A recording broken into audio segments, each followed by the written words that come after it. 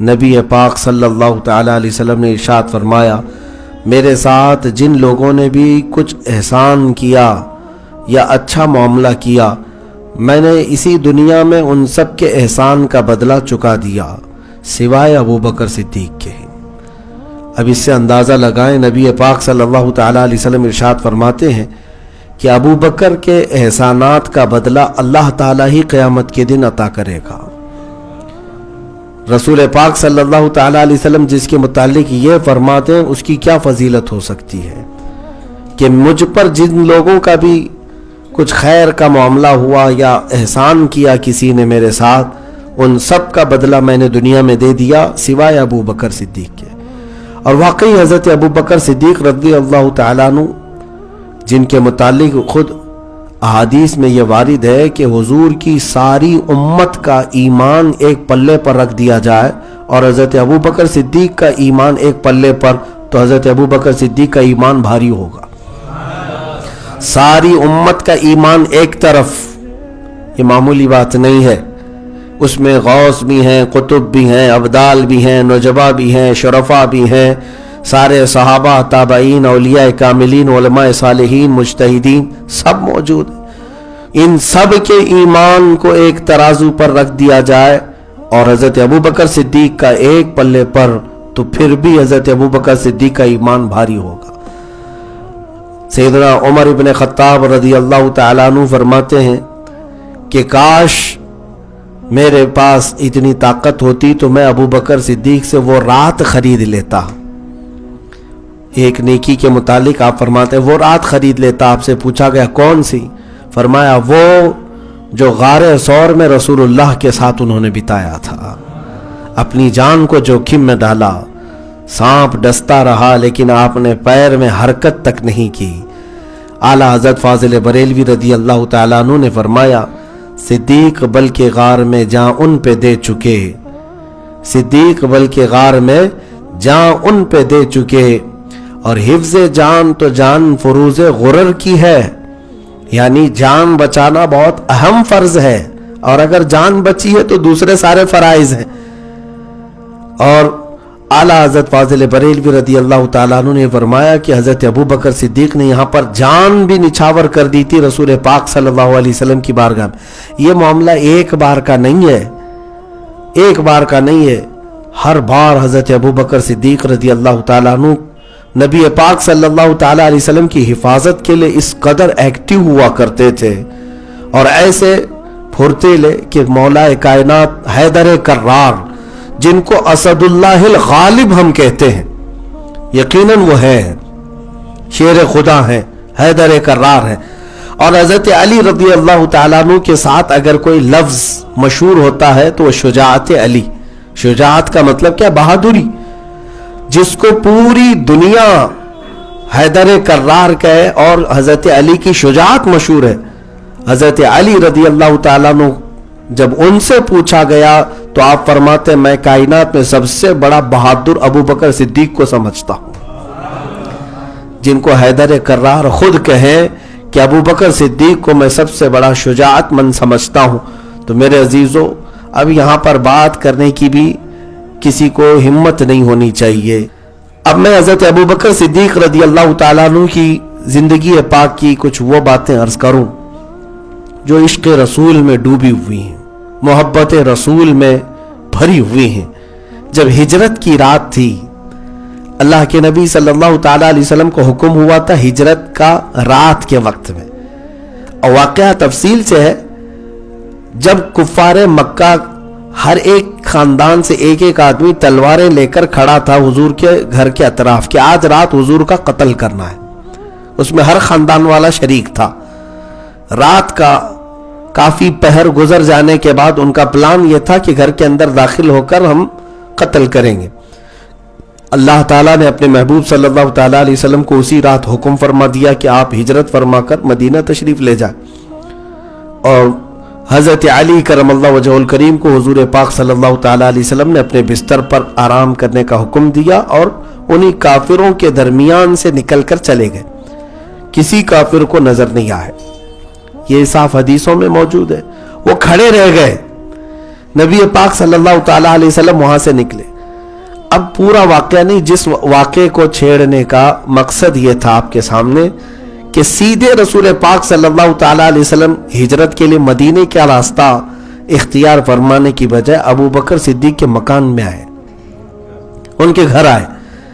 اور رات کے وقت جب حضور پاک صلی اللہ تعالیٰ علیہ وسلم حضرت ابو بکر کے گھر آئے تو دیکھا دروازہ کھلا ہی ہے, اور اندر داخل ہوئے سلام کیا تو دیکھا ابو بکر صدیق جاگ بھی رہے, یا آدھی رات گزر چکی تھی. تو جیسے رسول کریم صلی اللہ تعالیٰ علیہ وسلم گھر میں اندر داخل ہوئے, حضرت ابو بکر صدیق اچھل کر کھڑے ہو گئے اور سیدھے کہا, یا رسول اللہ, کیا ہجرت کا حکم آ چکا ہے؟ تو رسول پاک صلی اللہ تعالیٰ علیہ وسلم نے ارشاد فرمایا, ابو بکر تم اس بات کا کیسے کہہ سکتے ہو؟ حضرت ابو بکر نے کہا, یا رسول اللہ صلی اللہ تعالیٰ علیہ وسلم, کچھ دنوں پہلے آپ نے ارشاد فرمایا تھا کہ ایک رات آئے گی جب اللہ تعالیٰ مجھے ہجرت کا حکم فرمائے گا اور میں مکہ چھوڑ کر مدینے کی طرف رخصت ہو جاؤں گا. اور میں نے عرض کیا تھا, یا رسول اللہ صلی اللہ علیہ وسلم, اس وقت آپ اپنے ساتھ کس کو لیں گے؟ آپ نے ارشاد فرمایا تھا, ابو بکر تم میرے ساتھ سفر میں رہو گے. یا رسول اللہ صلی اللہ علیہ وسلم, اس دن سے لے کر آج تک نہ رات میں نے دروازہ بند کیا ہے, نہ رات میں نے کبھی آرام کیا ہے, اس انتظار میں کہ میرے آقا تشریف لائیں گے اور ہجرت کا سفر ہوگا اور میں ساتھ چلوں گا. سنا ہے آپ ہر عاشق کے گھر تشریف لاتے ہیں, یا رسول اللہ میرے گھر میں بھی ہو جائے چراغاں, یا رسول اللہ. عزیزان گرامی, یہ ہے محبت مصطفیٰ جو صدیق اکبر رضی اللہ تعالیٰ عنہ کی زندگی پاک سے جھلکتی ہے. آپ کو پتہ ہے انہوں نے اپنی ہر چیز کو وار دیا نبی پاک کی زندگی پر. جب آپ ہجرت کے لیے جا رہے تھے حضرت ابو بکر صدیق کے گھر میں, ان کی اولاد بھی تھی, ان کے بیٹے ہیں, بیٹیاں ہیں, ان کے بوڑھے باپ ابو قحافہ بھی تھے جن کی آنکھیں جا چکی تھی, ماں تھی, حضرت ابو بکر صدیق کی بیوی تھی. ان میں سے کسی ایک کو بھی آپ نے توجہ نہیں فرمایا, بس رسول اللہ کے ساتھ چلنا ہے, چل پڑے. اور جب نکل کر کے حضرت ابو بکر صدیق رضی اللہ تعالیٰ عنہ مدینہ طیبہ تشریف لا رہے تھے, اللہ اکبر, یہ پورا ہجرت کا سفر عشق میں ڈوبا ہوا ایک سفر ہے. کاش ہر مسلمان اس سفر کی ہر باریکی کو پڑھ لے, ہر تفصیل کو پڑھ لے, مزہ آ جائے اور اس کے ایمان میں اضافہ ہو. سفر ہو رسول اللہ کے ساتھ اور صدیق اکبر جیسا ساتھی ہو. کہاں کہاں ادب میں دکھاؤں اور کہاں کہاں محبت کے جلوے دکھاؤں. جب رسول پاک صلی اللہ تعالیٰ علیہ وسلم نے حکم فرمایا کہ سیدھے جو مدینے کا راستہ ہے اس راستے کو اختیار نہیں کرتے, یہ حضرت ابو بکر صدیق کا ہی مشورہ تھا. کہا کہ یا رسول اللہ صلی اللہ علیہ وسلم, کفار کو جب معلوم ہوگا تو یہ ہمارے پیچھے لوگوں کو دوڑا دیں گے, تو اسی راستے پر یہ آ جائیں گے جو مدینے چلتا ہے, ہم اس کے اپوزٹ کوئی راستہ لے لیتے, اس کے برعکس, اور گھوم کر کے مدینے کے راستے کی طرف آئیں گے. تو اللہ کے نبی صلی اللہ علیہ وسلم نے صدیق اکبر کے اس مشورے کو پسند فرمایا. پھر جو مدینے جاتا تھا راستہ اس کو چھوڑ کر اس کے اپوزٹ راستہ لیا, اپوزٹ راستہ, اور اسی راستے پر چلتے ہوئے جو غار ثور آتا ہے. غار ثور یہ مدینے کے راستے پر نہیں ہے, آج بھی جا کر دیکھیں گے مدینے کا راستہ الگ ہے, غار ثور الگ ہے. تو غار ثور یہ درمیانی راستے میں ایک پہاڑی کا نام ہے, جبل ثور اس کو کہتے ہیں, اس کے اوپر ایک غار ہے. اور اس غار کی بھی کیا کیفیت ہوگی جس کا ذکر قرآن پاک میں آیا ہے. اس غار کا ذکر قرآن پاک میں ہے 10ویں پارے سورہ توبہ میں. تو یہ جبل ثور, پہاڑ, ثور کا پہاڑ, یہاں پر پہنچے تو حضرت ابو بکر صدیق نے عرض کیا, راستہ لمبا ہے, ہم یہاں پر تھوڑا وقفہ لے لیتے ہیں تاکہ ان کی تلاش اور جستجو کم ہو جائے, ڈھونڈنا ڈھانڈنا ان کا جو کم ہو جائے, تو پھر ہم آگے کا سفر کریں گے. رسول پاک صلی اللہ تعالیٰ علیہ وسلم نے ارشاد فرمایا, ٹھیک ہے. تو اب جو غار ثور پر جا کر آرام کرنا تھا, جبل ثور جانتے ہیں اس کی اونچائی 5000 فٹ ہے, 5000 فٹ کی اونچائی پر ہے. بہت کافی سال قبل حج کے سفر میں اوپر گیا تھا, اور ہماری اس عمر میں جا کر آنے کے بعد 8 دن تک پیر, ران اور پٹھے خوب درد کرتے رہتے ہیں. اتنی اونچائی پر ہے, بلندی پر ہے, وقفہ لے لے کر کے چڑھنا. ہاتھ میں 2 بوتلیں تھی, اس میں ایک تو ہم نے پھینک دیا, وہ بھی وزن لگ رہی تھی. 2-4 سیب تھے, وہ بھی چھوڑ دیے کہ وہ بھی وزن لگ رہی ہے. وہاں پر چڑھنے والوں کی حالت یہ رہتی ہے، فجر کی نماز کے وقت چڑھتے ہیں، کافی وقت کے بعد اوپر پہنچتے ہیں، کئی لوگوں کو چکر آتے ہیں، کئی لوگوں کو الٹیاں ہوتی ہیں۔ بہرحال سفر تو وہ چڑھائی کا بڑا کٹھن ہے اور پراپر کوئی راستہ نہیں ہے۔ ان ظالم سعودیوں نے کبھی ایسے مقامات کے لیے کوئی خاص راستہ نہیں بنایا، ورنہ ان کے جوئے کا اڈا ہوتا تو یہ سمندر میں بھی راستہ بناتے۔ ان کو عیاشی کرنا ہوتا، ہاں جہاں سے دجال نکلنے والا ہے وہاں پر یہ بادشاہ نے محل بنا رکھا ہے، مقام جرف پر جا کر دیکھ سکتے ہیں، لیکن یہ رسول اللہ صلی اللہ علیہ وسلم سے ریلیٹڈ چیزیں ہیں، ان کے ایمان میں تو ہے ہی نہیں۔ ان کا سارا ایمان، ان کا سارا دار و مدار اسرائیل پر ہے، یہودیوں کے ساتھ ہے۔ بہرحال میں بات یہ عرض کر رہا ہوں کہ اتنی اونچائی پر یہ غار موجود ہے۔ جب حضرت ابوبکر صدیق حضور پاک صلی اللہ تعالیٰ علیہ وسلم کے ساتھ سفر میں تھے، چڑھائی شروع کیا، اوپر جا کر غار میں آرام کرنا تھا، سب سے اونچی چوٹی پر نبی پاک صلی اللہ تعالیٰ علیہ وسلم تھوڑے سفر کے بعد آرام کرنے کے لیے ایک جگہ بیٹھ گئے، تھکان محسوس فرمانے لگے۔ حضرت ابوبکر صدیق نے عرض کیا، یا رسول اللہ صلی اللہ علیہ وسلم، ہمیں جلد اوپر مقام پر پہنچنا ہے، آپ کے لیے آپ کے اس غلام کے کندھے حاضر ہیں۔ اللہ کے نبی صلی اللہ تعالیٰ علیہ وسلم، آپ سوار ہو جائیں، آپ کا یہ غلام لے کر چلے گا۔ عزیزان گرامی وقار، پوری کائنات میں تنہا ابوبکر صدیق ہے جس کے کندھوں پر میرے آقا نے سواری فرمائے۔ نبی پاک صلی اللہ تعالیٰ علیہ وسلم کو حضرت ابوبکر صدیق رضی اللہ تعالیٰ عنہ، ارے بار نبوت کو اٹھانا یہ معمولی بات نہیں ہے میرے عزیزو۔ جس کو اللہ منتخب فرمائے بس وہ رسول پاک صلی اللہ تعالیٰ علیہ وسلم کے ساتھ یہ معاملہ فرمائے۔ حضرت ابوبکر صدیق 5000 فٹ اونچائی تک پہنچے، وہاں غار میں 2 سے 3 دن تک کا قیام رہا۔ وہاں پر بھی جو معاملات پیش آئے ان میں سے ہر لمحہ عشق میں ڈوبا ہوا ہے، عشق میں ڈوبا ہوا ہے۔ آپ اندازہ تو کریں کہ کفار و مشرکین پیروں کے نشانات دیکھتے دیکھتے وہاں تک بھی پہنچ گئے، قریب آ گئے، اور یہ 2 حضرات غار کے اندر موجود تھے۔ ان کافروں کے پیروں کے آہٹ محسوس ہونے لگی۔ حضرت ابوبکر صدیق رضی اللہ تعالیٰ عنہ گھبراہٹ میں آ گئے۔ گھبراہٹ اور خوف اپنے جان کے لیے نہیں تھی، رسول اللہ کی حفاظت کے لیے، نبی پاک صلی اللہ تعالیٰ علیہ وسلم کی حفاظت کے لیے وہ اتنے سترک رہتے کہ انہوں نے تو کپڑے پھاڑ پھاڑ کر کے غار کے ہر سوراخ کو بھر دیا تھا، کوئی کیڑا بھی داخل نہ ہو۔ سانپ ڈستا رہا تو آپ نے پیر نہیں ہٹایا۔ اب جب کفار و مشرکین کو سامنے سے دیکھا تو ظاہر سی بات ہے آپ کو اندازہ ہونے لگا کہ کہیں رسول اللہ کو یہ نقصان نہ پہنچائیں، اس بات کا خوف ہونے لگا، اور حضرت ابوبکر صدیق رضی اللہ تعالیٰ عنہ ڈرنے لگے۔ تو جانتے ہیں قرآن پاک میں یہ واقعہ اللہ تعالیٰ نے بیان فرمایا۔ اس پورے غار کے اندر کی کیفیت کو قرآن میں اللہ تعالیٰ فرماتا ہے، اذ ہما فی الغار اذ یقول لصاحبہ لا تحزن ان اللہ معنا۔ قرآن پاک میں اللہ تبارک و تعالیٰ فرماتا ہے، ثانیہ اثنین اذ ہما فی الغار اذ یقول لصاحبہ لا تحزن ان اللہ معنا۔ وہ دو لوگوں میں سے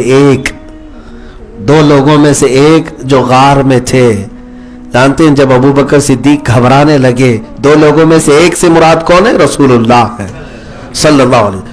دوسرے سے مراد حضرت ابوبکر ہے۔ حضرت ابوبکر کے سینے پر ہاتھ رکھ کر حضور پاک نے یوں ارشاد فرمایا، لا تحزن ان اللہ معنا، اے ابوبکر گھبراؤ مت، اللہ ہمارے ساتھ ہے۔ اس کے بعد حضرت ابوبکر صدیق کی کیفیت یہ تھی کہ زندگی بھر آپ کبھی کسی چیز کو سے خوف نہیں کرتے تھے، کیونکہ نبی پاک صلی اللہ تعالیٰ علیہ وسلم کا ایک جملہ اتنا طاقتور تھا کہ گھبراؤ مت، اللہ ہمارے ساتھ ہے۔ آج ہم سب کو اپنا حرز جام بنا لینا چاہیے جملہ، چاہے کچھ بھی ہو جائے، اللہ ہمارے ساتھ ہے۔ ارے اس کی عبادت کرنے والے بندے ہم ہیں، اسے سجدہ کرنے والے ہم ہیں، اسے ایک تسلیم کرنے والے ہم ہیں۔ یہ اللہ تبارک و تعالیٰ کے فضل سے اس نے ہم سب کو اپنا مومن بندہ بنایا ہے۔ تو رب تبارک و تعالیٰ کا وعدہ ہے کہ مومنین کے ساتھ اللہ تعالیٰ مدد فرمائے گا اور مدد نازل کرے گا۔ تو جب ہمیں یہ سارے یقین ہے تو خوف کس بات کا, ڈر کس بات؟ اور جو ہوگا بھی تو وہ اللہ تعالیٰ کی مرضی سے ہی ہوگا, اللہ کی مرضی سے ہی ہوگا. اگر کہیں ہمارے ساتھ کچھ معاملہ ہوتا ہے تو میرے عزیزوں اس میں اللہ تعالیٰ کی ضرور کوئی حکمت اور کوئی مصلحت ہوگی. حضرت ابوبکر صدیق اور حضور پاک صلی اللہ تعالیٰ علیہ وسلم جب یہاں سے نکلے, اس سفر کی ایک اور انوکھی بات, جب مدینہ طیبہ پہنچنے والے تھے, اللہ اکبر, یہاں پر بھی دیکھیں جب سفر میں ہوتے تھے تو حضرت ابوبکر کبھی حضور پاک صلی اللہ علیہ وسلم کے آگے چلتے, کبھی پیچھے چلتے, کبھی دائیں کبھی بائیں, جگہ بدلتے رہتے تھے سفر میں. حضور پاک صلی اللہ تعالیٰ علیہ وسلم نے ارشاد فرمایا, ابوبکر یہ کیوں کر رہے ہو؟ حضرت ابوبکر عرض کرتے, یا رسول اللہ صلی اللہ علیہ وسلم, میں یہ سوچتا ہوں کہ دشمن کبھی ادھر سے تیر مارے, کبھی ادھر سے, کبھی آگے یا پیچھے سے, کہیں سے بھی آئے تو پہلے مجھے لگے آپ کی حفاظت کے لیے. یہ دفاع ہے, ناموس رسالت کی حفاظت اسی کو کہتے ہیں.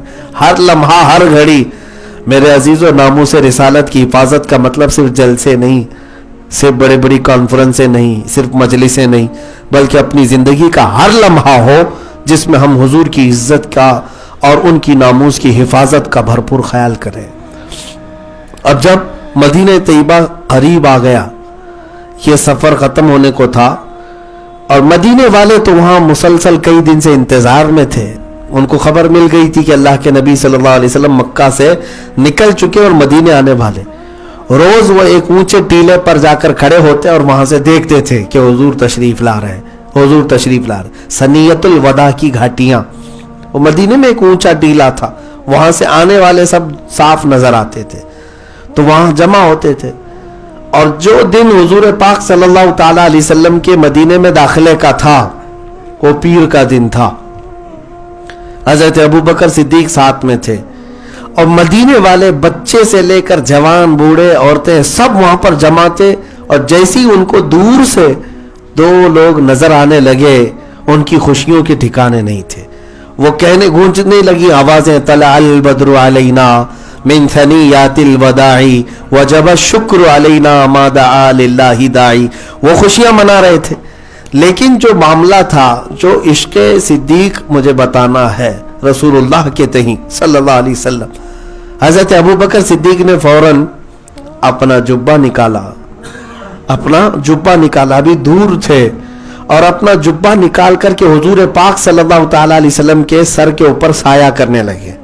حالانکہ پورے سفر میں نہیں, اور اس کو ایک جھنڈا بنا کر حضور اکرم صلی اللہ تعالیٰ علیہ وسلم کے اوپر سایہ کرنے لگے.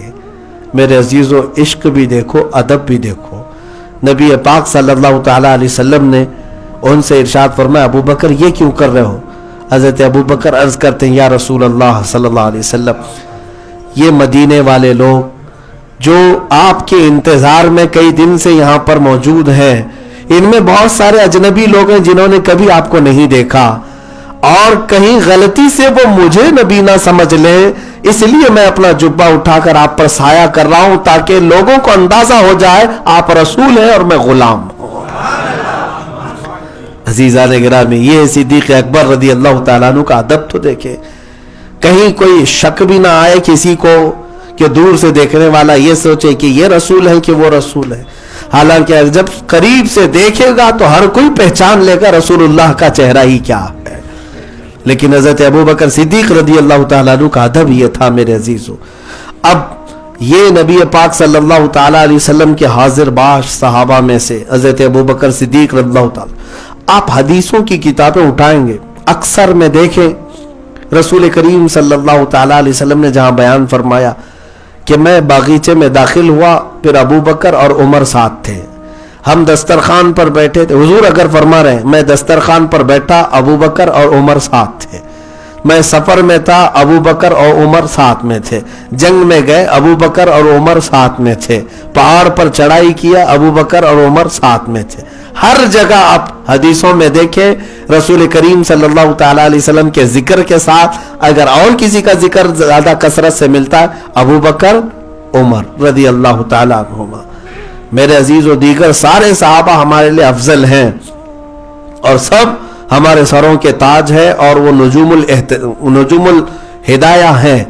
لیکن صدیق اکبر کا مقام اور ہے. افضل الخلق بعد البشر بعد الانبیاء بالتحقیق، افضل البشر بعد الانبیاء بالتحقیق. ہم خطبے میں بھی پڑھتے نبیوں کے بعد اگر ساری مخلوق میں کوئی افضل ہے تو حضرت ابوبکر صدیق ہے. سارے غوث ہوں، قطب ہوں، ابدال ہوں، سارے لوگوں کسی کے سارے صحابہ سب سے افضل حضرت ابوبکر صدیق رضی اللہ تعالی نبیوں کے بعد. رسول کریم صلی اللہ تعالی علیہ وسلم کے اس صحابی نے اپنی ساری چیزیں قربان کی تھی رسول پاک صلی اللہ تعالی علیہ وسلم کی بارگاہ میں. ان کی محبت کا معیار بھی یہ ہے کہ بدر کے میدان میں ان کے بیٹے ان کے سامنے آ گئے. کافروں کی طرف سے بیٹا آیا ہے اور باپ حضور پاک صلی اللہ تعالی علیہ وسلم کے وفادار خلیفہ ساتھی ہیں. جنگ ہو رہی ہے. اچھا ایک بات یہ بھی میں بتاؤں انشاءاللہ پھر کبھی مجھے عرض کرنا ہو، جنگ بدر کی تفصیلات میں کبھی آپ نے یہ نہیں سنا ہوگا کہ مقابلہ کن کن لوگوں سے کن کن کا تھا. اکثر تو آپ تاریخ میں یا جب بیان ہوتا ہے تو غزوہ بدر کو آپ سن لیتے ہوں گے ایسی لڑائی ہوئی، لیکن اگر میں بتاؤں نا حیرت ہوگی آپ کو کہ اکثر ادھر سے جو لڑ رہا ہے اور ادھر سے جو لڑ رہا ہے آپس میں رشتہ داریاں ہیں. ماموں بھانجا آمنے سامنے ہے، چاچا بھتیجا آمنے سامنے، باپ بیٹا آمنے سامنے ہے، بھائی آمنے سامنے ہے. لیکن کس بنیاد پر؟ صرف اور صرف حقانیت کی بنیاد پر. عزیزان گرامی وقار، انہوں نے کبھی اپنے رشتوں کو نہیں دیکھا بلکہ سارے رشتے ہمارے رسول اللہ کی محبت سے ہو کر چلتے ہیں. اگر وہ نہیں ہے تو پھر کوئی رشتہ ہمارا نہیں ہے. غزوہ بدر کی بات ہے تو بیٹا کافروں کی طرف سے آیا. پھر چند دنوں کے بعد وہ بھی ایمان لے آئے. حضرت ابوبکر صدیق رضی اللہ تعالیٰ عنہ کے بیٹے ایک دن وہ دسترخوان پر بیٹھے کہہ رہے تھے کہ بابا جان آپ کو پتا ہے آپ میری تلوار کے نیچے بدر کے دن 3 بار آ گئے تھے. 3 بار میری تلوار کے نیچے آ گئے، لیکن باپ تو باپ ہوتا ہے، میں کیسے آپ کی گردن پر تلوار چلاتا. حضرت ابوبکر صدیق نے فرمایا بیٹا اگر تو ایک بار بھی میری تلوار کے نیچے آتا تو میں یہ نہیں دیکھتا کہ میرا بیٹا ہے، میں دشمن رسول سمجھ کر قتل کر دیتا. میرے لیے بیٹا عزیز نہیں، میرے لیے رسول اللہ کی محبت عزیز ہے. یہ وہ لوگ ہیں جن کے متعلق قرآن عظیم میں اللہ تعالیٰ نے فرمایا لا تجد قوما یؤمنون باللہ والیوم الآخر یوادون من حاد اللہ ورسولہ ولو كانوا آباءهم او ابناءهم او اخوانهم او عشیرتهم. اللہ فرماتا ہے جو ایمان والے لوگ ہیں، اللہ اور آخرت پر ایمان رکھتے ہیں، آپ ان لوگوں کو ایسا نہیں پائیں گے کہ وہ اللہ اس کے رسول کے دشمنوں کو دوست بناتے ہوں، چاہے وہ ان کے بھائی ہوں، بیٹے ہوں، باپ ہوں، چاہے ان کے رشتہ دار ہوں. اللہ اس کے رسول کے دشمنوں کو کبھی وہ دوست ہرگز نہیں بناتے. یہ ایمان والوں کی علامت اللہ تعالیٰ نے بیان فرمائی قرآن عظیم میں. عزیزان گرامی وقار، آج حالات ایسے ہیں، مجھے یہاں پر عرض کرنی ہے، لوگوں کے سامنے بہت ساری مصلحتیں ہیں، بہت ساری باتیں. اب تو معاملات ایسے ہو گئے ہیں کہ لوگ اس کو ہلکے میں لینے لگ گئے. میرے عزیزو، جس سے حضور صلی اللہ تعالیٰ علیہ وسلم کی ادنا سی گستاخی ہو گئی، سرزد ہو گئی، اس کا ایمان چلا گیا، اس کا ایمان ختم ہو گیا ہے.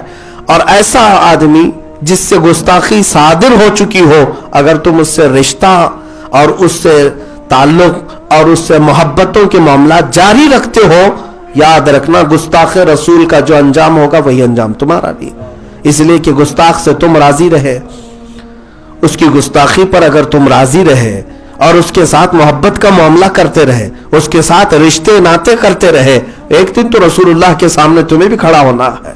اگر اللہ کے نبی صلی اللہ تعالیٰ علیہ وسلم تم سے یہ سوال کرے کہ نبی پاک صلی اللہ تعالیٰ علیہ وسلم تم سے یہ پوچھیں کہ یہ شخص تو میری گستاخی کرتا تھا یا میرے گستاخوں کو صحیح سمجھتا تھا اور تو نے اس کے ساتھ اپنے رشتے کیسے قائم رکھے، میرے عزیزوں کوئی جواب ہوگا تمہارے پاس.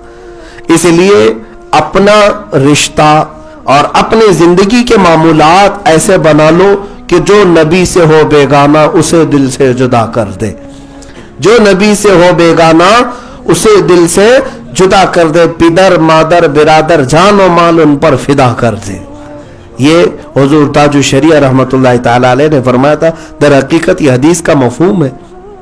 تمہارا ایمان بھی اس وقت تک کمپلیٹ نہیں ہوگا جب تک تم ان سارے لوگوں سے زیادہ حضور سے نہیں محبت کرو گے. تو تمہارے لیے کوئی رشتہ آڑے نہیں آنا چاہیے کہ بھائی کا رشتہ فلاں جگہ سے ہو گیا ہے, مجھے بھی تھوڑا سا خیال رکھنا پڑتا ہے, ہماری بہن فلاں جگہ دی گئی ہے, مجھے خیال کرنا پڑتا ہے. تم نے اپنے ان تمام رشتوں کا خیال کرنا تو سوچا رسول اللہ کی عزت کا خیال نہیں کیا, نبی پاک صلی اللہ تعالی علیہ وسلم پر بھونکنے والے. میرے عزیزوں, ہم اپنی ماں کو اور اپنے باپ کو گالیاں دینے والوں سے زندگی بھر کا رشتہ توڑ بیٹھتے ہیں, بلکہ اگر جائیداد کا معاملہ ہو جائے تو بھائی بہن 25-25 سال تک بات چیت نہیں کرتے. ایک بالشت جگہ کسی نے ادھر سے ادھر کر لی ہے تو سالوں سال تک رشتے توڑ کر کے بیٹھے رہتے ہیں. لیکن آپ اندازہ تو کریں, یہاں پر جائیداد کے لیے, وراثت کے لیے تعلق ختم کرنے والے لوگ, پراپرٹی کے لیے ہمیشہ کے لیے قطع تعلق کرنے والے لوگ, یا پھر ایک بار گالی گلوچ کی وجہ سے کئی سالوں تک بات بند کرنے والے لوگ, ان سے جب ہم پوچھتے ہیں تم گستاخان رسول کے ساتھ کیا معاملہ کرتے ہو, کہا یہ تو ان کا معاملہ ہے, ہمارا معاملہ الگ ہے, ہم محبت کرتے ہیں, وہ اگر نہیں محبت کرتے تو ان کے ساتھ ہے. نعوذ باللہ من ذالک. کیا یہی محبت کا تقاضا ہے میرے عزیزو؟ کیا ایمان کا یہ تقاضا ہے؟ حضرت ابوبکر صدیق رضی اللہ تعالیٰ عنہ کا ایمان تو یہ تھا. ایمان اگر آپ کو میں بتاؤں, یہ حدیبیہ کے موقع پر ایک مکہ کے کافروں کی طرف سے قاصد آیا تھا, عروہ بن مسعود ثقفی. وہ جب بات کر رہا تھا حضور پاک صلی اللہ تعالیٰ علیہ وسلم سے تو حضور کی داڑھی کی طرف سے ہاتھ لگا کر بات کر رہا تھا. یہ عربوں کا دستور تھا بات کرتے. صدیق اکبر رضی اللہ تعالیٰ نے اس کے ہاتھ کو مار کر جھٹک دیا, کہا نیچے ہاتھ رکھ. اس نے پھر کہا کہ یہ تو کوئی معاملہ نہیں ہے. حضرت ابوبکر صدیق نے کہا خبردار, تو اللہ کے رسول سے بات کر رہا ہے. ہاتھ تک اٹھا کر بات کرنے کو حضرت ابوبکر صدیق گوارا نہیں کرتے تھے. اور اس کے بعد جو جملے حضرت ابوبکر صدیق نے کہے ہیں نا, وہ میں کہوں تو آپ لوگوں کو ایسا لگے گا بہت سخت جملے ہیں. ہاں, حضرت ابوبکر صدیق جلال میں اتنے سخت جملے اس قاصد سے کہے تھے. اتنا ہی نہیں, یہ تو چھوڑو, وہ کافروں کی طرف سے آیا تھا, کافروں کی طرف سے آیا تھا. لیکن آپ کو میں یہ بتاؤں, حدیبیہ کا موقع ایسے امتحان کا تھا صحابہ کے, ایسے امتحان کا کہ رسول کریم صلی اللہ علیہ وسلم مکہ کے کافروں کے ساتھ صلح کر رہے ہیں. کس بات پر؟ 1400 صحابہ عمرہ کے لیے گئے ہیں, احرام پہن کر کے, جانور قربانی کے لیے لے کے گئے. 35 کلومیٹر باقی رہ گیا مکہ, لیکن مکہ والے اندر آنے نہیں دے رہے. مکہ کا راستہ روک کر رکھے اور جنگ کرنے پر تیار ہے. صحابہ میں اکثر صحابہ یہ چاہتے تھے کہ حضور جنگ کی اجازت دے دے, ہم ان کے پرخچے اڑائیں گے. ارے جنگ بدر بھی ہو چکی تھی, احد بھی, خندق بھی, اچھا تجربہ ہو چکا تھا. یہ 6 ہجری میں حدیبیہ کا موقع ہو رہا ہے, جبکہ جنگ بدر, احد, خندق سب ہو چکی تھی. تو جنگوں کا ان کو تجربہ بھی تھا, اور مکہ والوں کو کہاں سے لٹانا ہے, کہاں سے مارنا ہے, اچھی طرح جانتے تھے. اور حدیبیہ کے موقع پر اللہ کے نبی اجازت نہیں دے رہے, رسول پاک صلی اللہ تعالی علیہ وسلم جنگ کا حکم نہیں فرما رہے. یہاں تک کہ صلح کرنے کی جب بات آئی تو مکہ والے زور زبردستی ایسی صلح نامہ پر دستخط کروا رہے تھے جس میں بظاہر لگتا تھا کہ مسلمان شکست کھائے ہوئے. مکہ والے کہہ رہے تھے اس سال آپ کو ہم عمرہ آنے نہیں دیں گے, آپ یہیں احرام کھولو, واپس مدینے جاؤ. سوچو آپ, 450 کلومیٹر کا سفر ہے, اس میں صرف اور صرف 35 کلومیٹر باقی رہ گیا اور ان کو واپس دوڑا رہے ہو مدینے. اس وقت کیا کیفیت ہوگی؟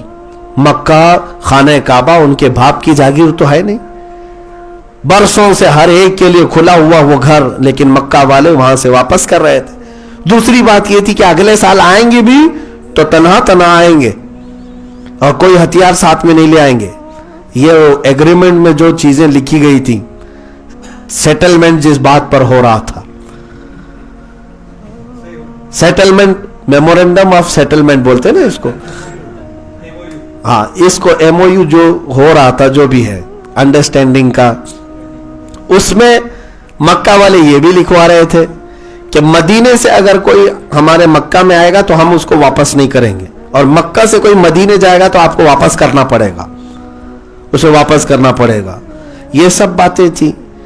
رسول پاک صلی اللہ تعالی علیہ وسلم سب باتوں کو مان رہے تھے. ٹھیک ہے, جیسا تم کہہ رہے ہو ٹھیک ہے, یہاں تک کہ ان خبیثوں نے جو صلح نامے پر نام لکھا ہوا تھا محمد رسول اللہ صلی اللہ تعالی علیہ وسلم اور قریش کے رئیسوں کے بیچ میں یہ ایگریمنٹ ہے، تو انہوں نے اس بات پر بھی اعتراض کیا کہ ہم رسول اللہ آپ کو نہیں مانتے، یہ لفظ ہٹاؤ. تو حضرت علی رضی اللہ تعالیٰ عنہ یہ صلح نامہ لکھ رہے تھے، حضور نے فرمایا مٹا دو. حضرت علی قلم چھوڑ کر اٹھ گئے، کہا کہ یہ مجھ سے نہیں ہوگا، یہ رسول اللہ لکھا ہوا لفظ میں نہیں مٹاؤں گا. خود رسول پاک صلی اللہ تعالیٰ علیہ وسلم نے مٹایا اور محمد بن عبداللہ لکھا، اس لیے کہ یہ صلح جو ہو رہی تھی وہ نگاہ نبوت دیکھ رہی تھی کہ ہونا کیا ہے، لیکن سب کی نگاہیں وہاں تک تو نہیں پہنچ سکتی. بظاہر تو ایسا لگ رہا تھا کہ دب کے صلح ہو رہی. ارے میاں ہم تو طاقت والے، جب 313 تھے تو ان کے پرخچے اڑا دیے تھے، اب 1400 آئے ہیں، 1400 آئے کیا کر لیں گے. لیکن حضور کی حکمت تھی، حضور کی مصلحت تھی. اب جب حضور پاک صلی اللہ تعالیٰ علیہ وسلم نے یہ صلح پر دستخط کر دی تو حضرت عمر کا وہاں پر جو معاملہ تھا، جو مجھے بات عرض کرنی ہے اس پورے واقعے میں، صدیق اکبر کا ایمان مجھے بتانا ہے کیا.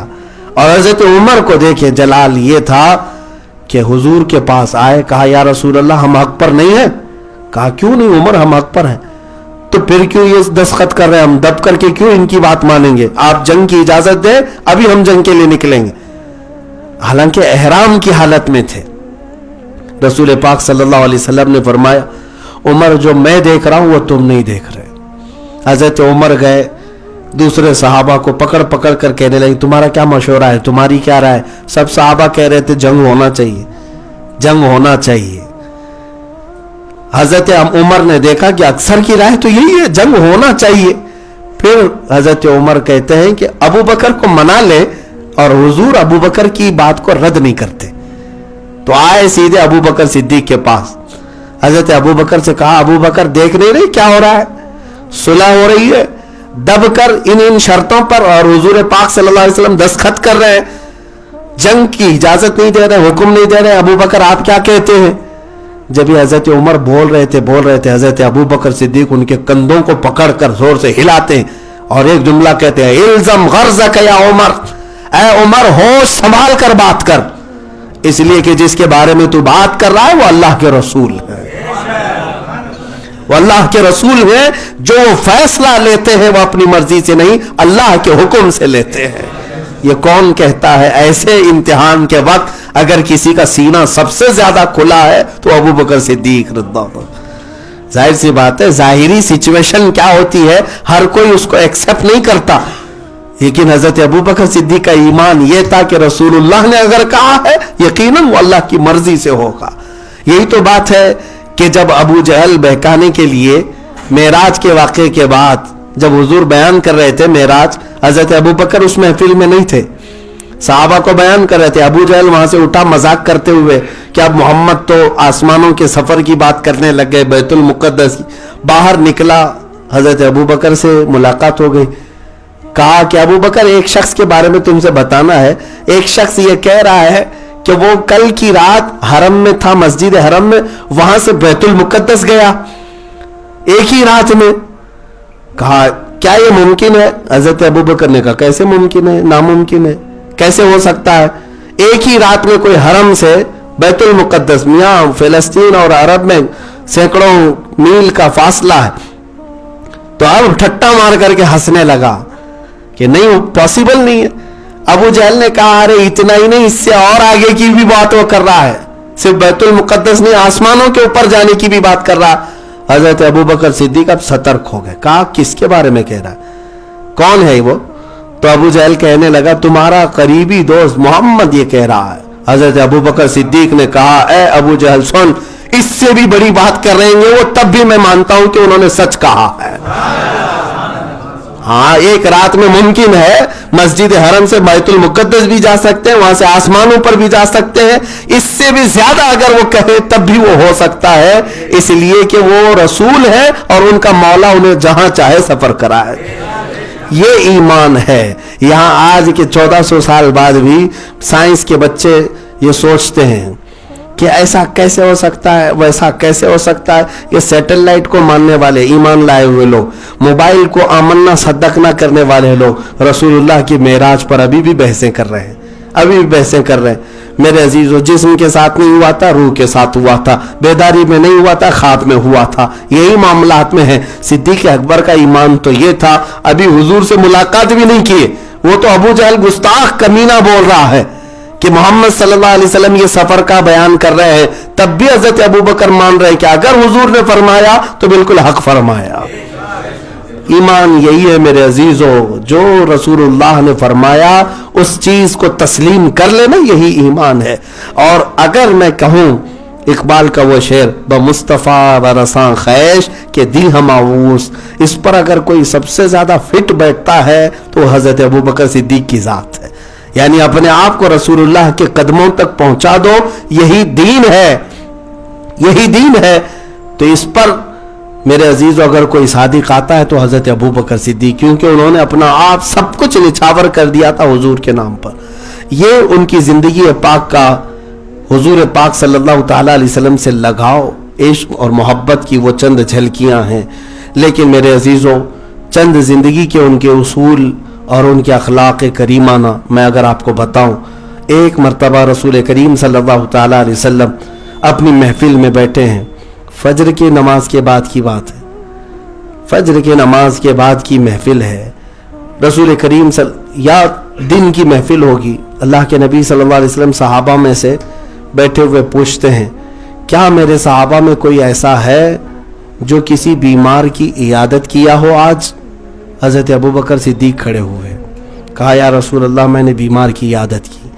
پھر رسول کریم صلی اللہ تعالیٰ علیہ وسلم نے سوال کیا کیا اس محفل میں آج کوئی ایسا ہے جو کسی غلام کو آزاد کیا ہو؟ پھر ابوبکر صدیق کھڑے ہوئے، کہا یا رسول اللہ میں نے آج ایک غلام کو آزاد کیا. رسول کریم صلی اللہ تعالیٰ علیہ وسلم نے سوال کیا کیا اس محفل میں آج کوئی ایسا ہے جو کسی مسکین کو کھانا کھلاؤ؟ پھر ابوبکر صدیق کھڑے ہوئے، کہا یا رسول اللہ صلی اللہ علیہ وسلم میں نے مسکین کو کھانا کھلایا ہے. کئی نیکیوں کا ذکر حضور کرتے رہے اور ہر نیکی کے ذکر پر صدیق اکبر ہی کھڑے ہوتے رہے کہ یا رسول اللہ میں نے کیا، یا رسول اللہ میں نے کیا.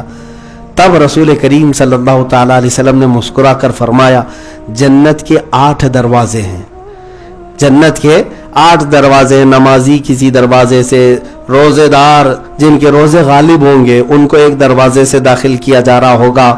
لیکن میرے آقا فرماتے ہیں جنت کے 8 دروازے ابوبکر صدیق کو اپنی طرف بلا رہے ہوں گے. ابوبکر اس دروازے سے جائیں، ابوبکر اس دروازے سے جائیں. جنت کے دروازے جس پر قربان، وہ صدیق اکبر کی ذات ہے.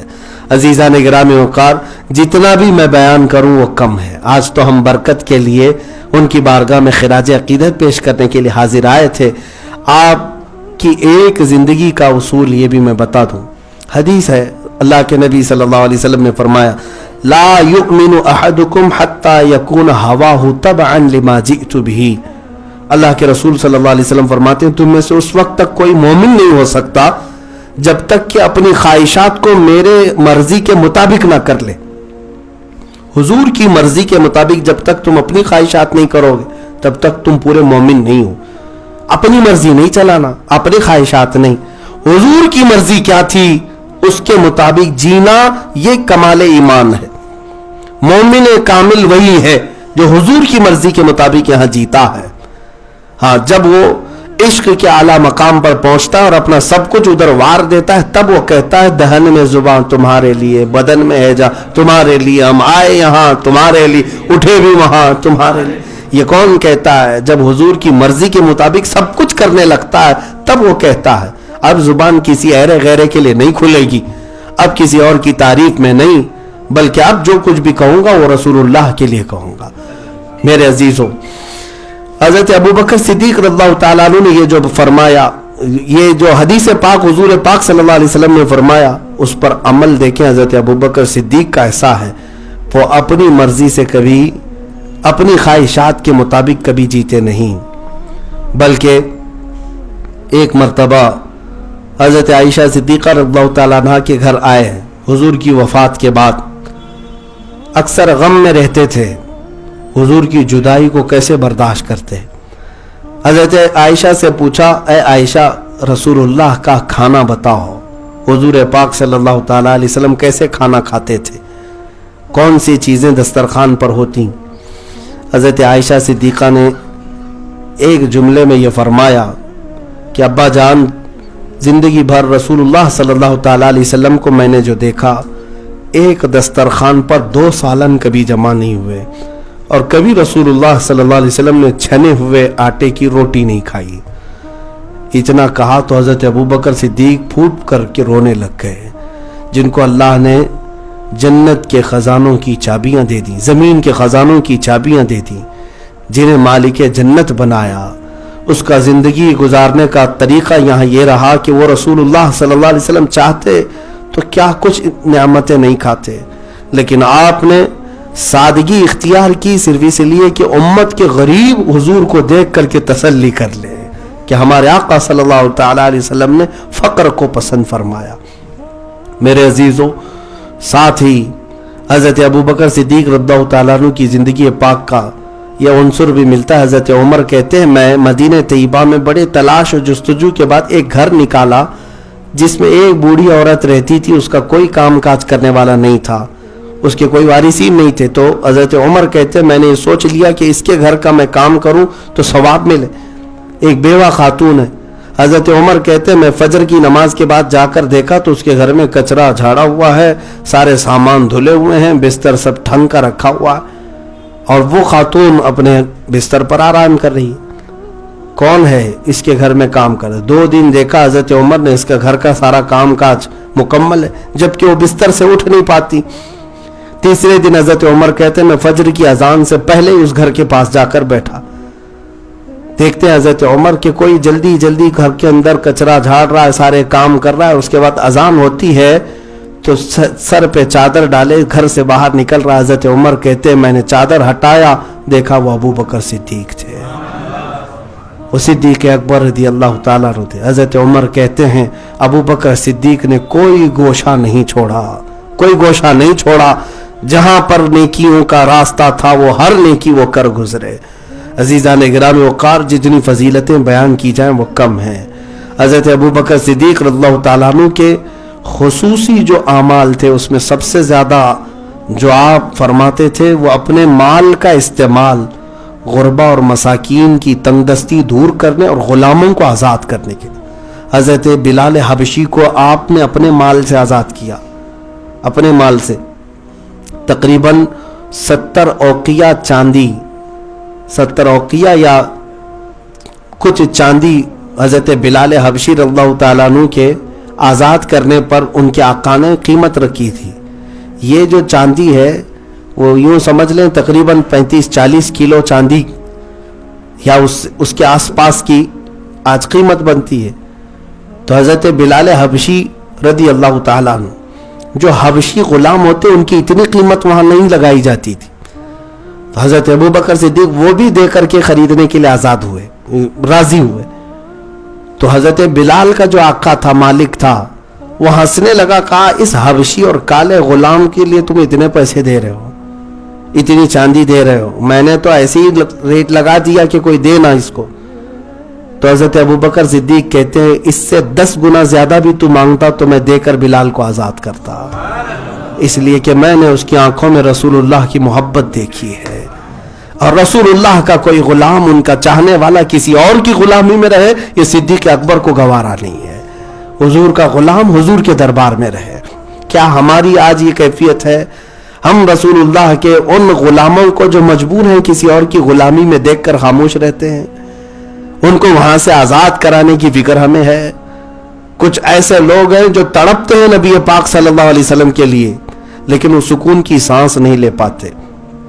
آج مجھے حیرت ہے، 2 دنوں پہلے ہی ایک نوجوان کو میں نے سنا کہ وہ اپنی نوکری سے اس کو چھٹی دے دی گئی، نکال دیا گیا، وہ آیا، اس کی وجہ یہ تھی کہ اس کے ساتھ تعصب کیا جاتا تھا۔ نوجوان ہے، جو بھی ہے 25 سے 30 سال کی عمر کا، داڑھی رکھا ہوا ہے، لیکن اس نے ڈھونڈ کر کے جاب یہ لی تھی کہ کوئی مسلمان کمپنی ہو، اسے مسلمان کمپنی ملی، اس کمپنی میں وہ کام کرتا رہا، مسلمان کمپنی میں، اکثر لوگ وہاں پر تھے، لیکن جو باس تھا وہ بھی مسلمان، جان بوجھ کر کے اس نے اس شخص کو نوکری سے ہٹایا۔ میرے عزیزو، غیروں کا تعصب تو اپنی جگہ پر، مجھے شکایت ان لوگوں کو بھی ہے جس بچے نے، جس نوجوان نے حب رسول میں تڑپ کر کے حضور کی سنتوں پر عمل کرنے کے لیے اپنے آپ کو دنیا سے الگ رکھا، الگ تھلگ کر لیا، لوگ کیا اس کو کم تانے دیتے ہوں گے؟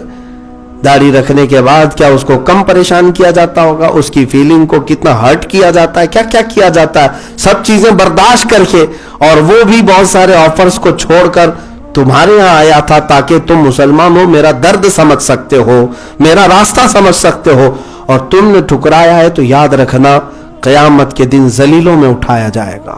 نبی پاک صلی اللہ تعالیٰ علیہ وسلم کے کسی عاشق کو، کسی غلام کو ستاؤ نہیں، بلکہ اگر وہ کہیں بند بن گیا ہو، قیدی بن گیا ہو، تو اس کی سانسوں کو آزاد کرا دو۔ یہ صدیق اکبر اللہ تعالیٰ عنہ کے معمولات میں سے، حضرت ابو فقیہ کو آزاد کروایا، اور حضرت سلمان فارسی رضی اللہ تعالیٰ عنہ کے لیے مال دیا۔